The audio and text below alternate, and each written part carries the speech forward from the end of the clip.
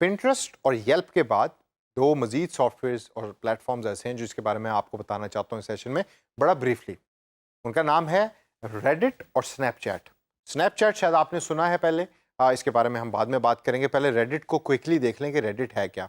Reddit को अक्सर मैं कहता हूँ कि ये एक ड्राई सा ऑनलाइन अखबार है। अगेन, पाकिस्तान में हम इसको यूज़ नहीं कर रहे, इस वजह से इसका इतना ज़्यादा इंटीग्रेशन भी नहीं है और यूजेज भी ज़्यादा नहीं है। लेकिन नॉर्थ अमेरिकन रीजन में, यूरोपियन ममालिक के अंदर रेडिट का इस्तेमाल काफ़ी हो रहा है। What exactly Reddit is? Reddit is a community-based content aggregator. Aggregator is a very difficult word. आप बस इसको इस तरीके से जहन में रखें कि अगर आप वेबसाइट पे जाएं तो आपको जो कंटेंट नज़र आ रहा है ये एक अखबार की तरह का है। लोग पोस्ट कर रहे होते हैं, उसको लोग रीड कर रहे होते हैं। इसमें और मज़ीद क्या क्या चीज़ें होती हैं रेडिट के अंदर? रेडिट के अंदर लोग पोस्टिंग के साथ साथ प्रोफाइल बना रहे होते हैं अपना, जिन्होंने प्रोफाइल बनाना है। प्रोफाइल के बाद उसके बाद उसमें अपवोट और डाउनवोट होता है। जिस तरह फेसबुक में सिर्फ लाइक का बटन होता है, रेडिट के अंदर आप लाइक भी कर सकते हैं और डिसलाइक भी कर सकते हैं। रेडिट उसको कहता है अप वोट और डाउन वोट। और अगर आप रेडिट की वेबसाइट पे देखें तो जो ट्रेंडिंग आपके सामने जो टॉपिक्स आ रहे हैं, पोस्ट आ रही हैं, ये तमाम वो हैं कि जो अप वोट हुए और उनको अप वोट ज़्यादा मिले, जिसकी वजह से वो ट्रेंडिंग में लिस्ट के ऊपर टॉप पे आ रही होती हैं। इसके अलावा इसे अगर हम चल के देखें तो लोग कमेंट्स कर सकते हैं पोस्ट के ऊपर। सब रेडिट्स होती हैं, यानी कि पोस्ट के अंडर पोस्ट होती हैं, आप कर सकते हैं रेडिट को यूज़ करके। और लास्ट के अंदर एज एन अनोनिमस आप इन पोस्ट्स को भी कर सकते हैं, यानी कि आप किसी को बताना नहीं चाहते कि मैं कौन हूँ और आपने वो चीज़ पोस्ट कर दी और लोग उसको पढ़ के मुस्तफ़ीद होते हैं, उसके ऊपर कमेंट कर रहे होते हैं। ये भी इंटरेस्ट बेस हो रहा होता है। आप कभी कभार अगर रेडिट पढ़ने की आदत डालें तो कुछ ऐसी स्टोरीज आपको बड़ी इंटरेस्टिंग वहाँ मिलेंगी जो लोगों ने अपनी रोज़मर्रा ज़िंदगी के बारे में पब्लिश की होती हैं और लोग उसको पढ़ के खुश होते हैं, कभी कभार कमेंट करते हैं और कमेंटिंग के साथ साथ उसके ऊपर लाइक और डिसलाइक हो रहा होता है अप वोट और डाउन वोट के तौर के ऊपर। लास्ट के अंदर जो पॉइंट है वो है कारमा स्कोर का। रेडिट के ऊपर हर पोस्ट का एक कारमा स्कोर होता है that is based on up votes and down votes and the overall reachability of that particular post जो रेडिट के ऊपर हो रही है।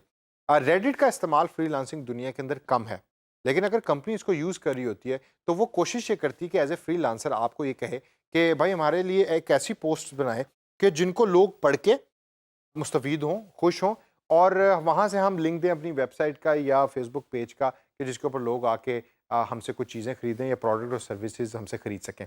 तो एज ए फ्रीलांसर आपकी जॉब क्या होगी कि रेडिट के प्लेटफॉर्म को यूज़ करके आप इंटरेस्टिंग कंटेंट बनाएं और रेडिट के प्लेटफॉर्म के ऊपर उसको पोस्ट करें और पोस्ट करके उसके ऊपर ज़्यादा से ज़्यादा रीजेबिलिटी या रीडेबिलिटी लेकर आएँ। और जब रीडेबिलिटी ज़्यादा आएगी तो ऑटोमेटिकली आपकी कन्वर्जन रेट भी ज़्यादा बढ़ेगा।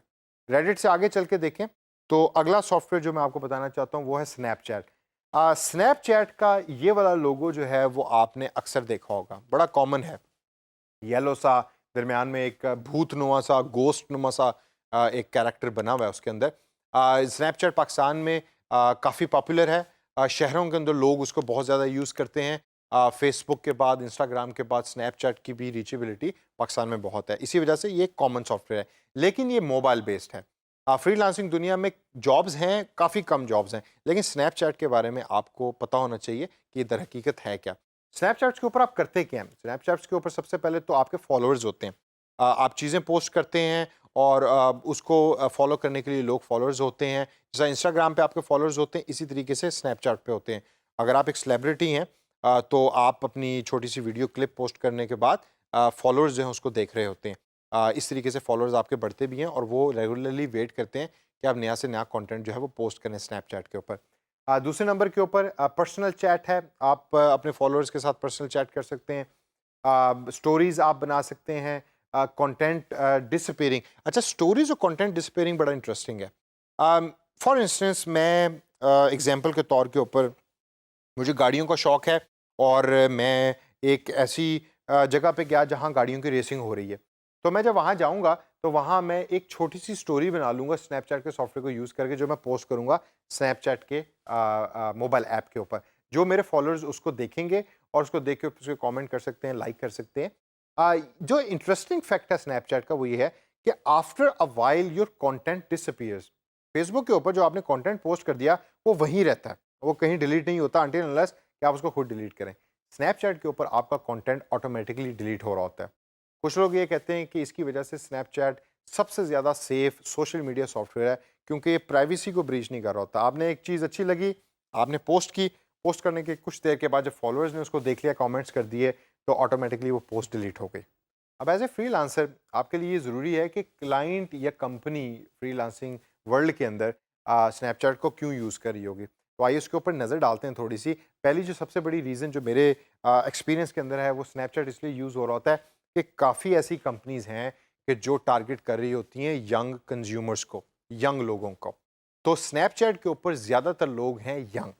आपने अक्सर वीडियो देखी होगी कि आप ने अपनी एक छोटी सी वीडियो बनाई है और आपके सर के ऊपर रैबिट की तरह के जो हैं वो कान निकले हुए हैं, आपकी नोज़ अजीब सी हुई हुई है, स्टार्स चल रहे हैं आपकी वीडियो के ऊपर। ये तमाम स्नैपचैट के सॉफ्टवेयर को यूज़ होके हो रहा होता है। तो इसकी जो ज़्यादातर जो यूज़र बेस है, यूज़ करने वाले हैं, वो हैं यंग कंज्यूमर्स। तो अगर आपका एक ऐसा बिज़नेस है जिसके अंदर आप यंग लोगों को टारगेट करें, तो स्नैपचैट आपके लिए बड़ा इंपॉर्टेंट है और आप स्नैपचैट के ऊपर मार्केटिंग करें और उन यंग यूज़र्स तक पहुँचें। दूसरा जो पॉइंट है वो है नेचुरल कन्वर्सेशन का, क्योंकि एक बड़ा नेचुरल किस्म का कंटेंट, कैजुअल सा कंटेंट हो रहा होता है डेवलप, तो आप कन्वर्सेशन भी जो है, यानी बातचीत भी जो है, वो नेचुरल अंदाज में करते हैं अपने फॉलोअर्स के साथ या उन लोगों के साथ जो आपके साथ इंटरेक्ट कर रहे होते हैं।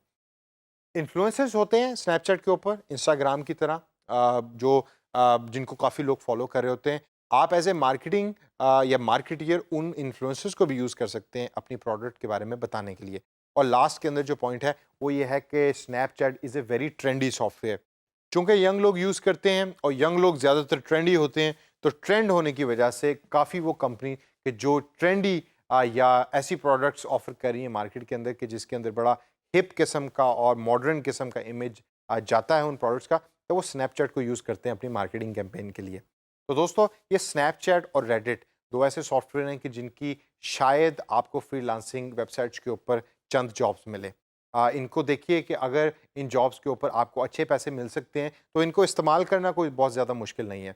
रेडिट के इंटरफेस से आपने नहीं घबराना। इंटरफेस थोड़ा-सा कन्फ्यूज़िंग है, लेकिन उसके इंटरफेस से नहीं आपने घबराना, बड़ा सिंपल सॉफ्टवेयर है।